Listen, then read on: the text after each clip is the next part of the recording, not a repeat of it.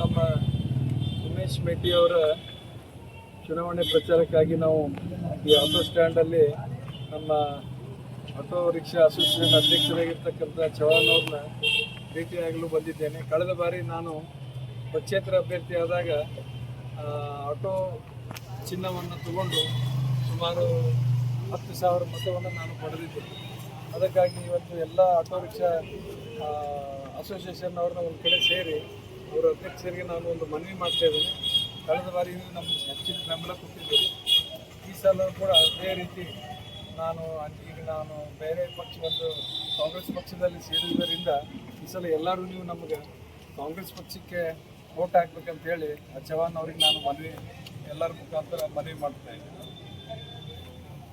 ಅನಿವಾರ್ಯವಾಗಿ ನೀವೆಲ್ಲರೂ ಸೇರಿ ಇದೇ ಅಮ್ಮಿನಗಡದಲ್ಲಿ ನಾನು ಕ್ರಾಸ್ನರಿಗೆ ನಿಮ್ಮೆಲ್ಲರ ಒತ್ತಾಯದ ಮೇಲೆ ಮೇಟಿ ಸರ್ ಅವರ ಚುನಾವಣೆಗೆ ಬಂದಂತ ಒಂದು ಪ್ರಚಾರಕ್ಕೆ ಬಂದಂತದ್ದು ಇನ್ನ ಕಣ್ಣಲ್ಲಿ ಕಟ್ಟಂಗಿದೆ ನನಗೆ.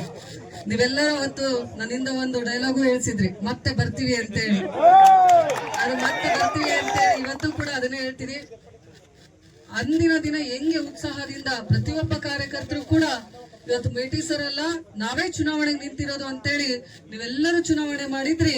ಅದೇ ರೀತಿ ಇವತ್ತು ಅನಿವಾರ್ಯವಾಗಿ ಬಂದಂತ ಈ ಚುನಾವಣೆಯನ್ನ ಮತ್ತೆ ನಮ್ಮ ಉಮೇಶ್ ಅಣ್ಣ ಮೇಟಿಯವ್ರನ್ನ ಗೆಲ್ಸೋದ್ರ ಮೂಲಕ ಮೇಟಿ ಸರ್ ಅವರ ಆತ್ಮಕ್ಕೆ ನೀವೆಲ್ಲರೂ ಒಂದು ಶಾಂತಿಯನ್ನ ದೊರಕಿಸ್ಕೊಡ್ಬೇಕಾಗಿದೆ ಬಂಧುಗಳೇ. ಸಾಕಷ್ಟು ಕನಸುಗಳನ್ನ ಹಾಗೂ ಅಭಿವೃದ್ಧಿ ಪರವಾಗಿರುವಂತ ಯೋಜನೆಗಳನ್ನ ಇಟ್ಕೊಂಡಂತವ್ರು ನಮ್ಮೆಲ್ಲರ ಹಿರಿಯರ ಮುತ್ಸದಿಗಳು ದಿವಂಗತ ಮೇಟಿ ಸರ್ ಅವರು. ಆದ್ರೆ ಅವ್ರು ಇನ್ನ ನಮ್ಗೆ 5 ವರ್ಷ ಕಂಪ್ಲೀಟ್ ಮಾಡಿ ಈಗೇನು ಅವರ ಕನಸಿನ ಕೂಸಿದೆ ಮೆಡಿಕಲ್ ಕಾಲೇಜ್ ಆಗ್ಬೇಕು ಅಂತೇಳಿ ಈಗಾಗಲೇ ಶಂಕುಸ್ಥಾಪನೆ ಆಗಿದೆ.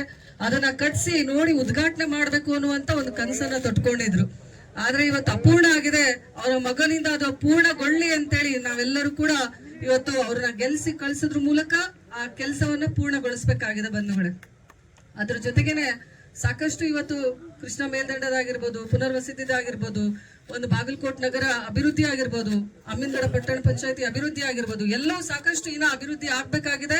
ಅಭಿವೃದ್ಧಿ ಆಗ್ಬೇಕು ಅಂತಂದ್ರೆ ಮೇಲೆ ರಾಜ್ಯದಲ್ಲಿ ಕಾಂಗ್ರೆಸ್ ಪಕ್ಷ ಅಧಿಕಾರದಲ್ಲಿರೋದ್ರಿಂದ ಶಾಸಕರು ಕೂಡ ಕಾಂಗ್ರೆಸ್ ಪಕ್ಷದ ನನ್ನ ಸಹೋದರರಿದ್ರೆ ಇದು ಅಭಿವೃದ್ಧಿಗೆ ಅನುಕೂಲವಾಗ್ತದೆ ಅಂತೇಳಿ ನಾನು ನಿಮ್ಮೆಲ್ಲರಿಗೂ ಮನವಿ ಮಾಡ್ಕೊಳ್ತೀನಿ.